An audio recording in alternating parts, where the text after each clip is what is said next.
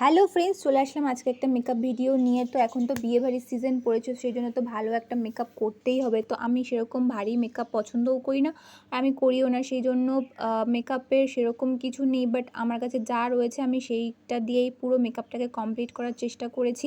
আর হ্যাঁ, এটা কোনো মেকআপ টিউটোরিয়াল না, জাস্ট আমি ভিডিও করছিলাম, মানে মেকআপ করছিলাম, সেই জন্য ভিডিওটা তোমাদের শেয়ার করলাম।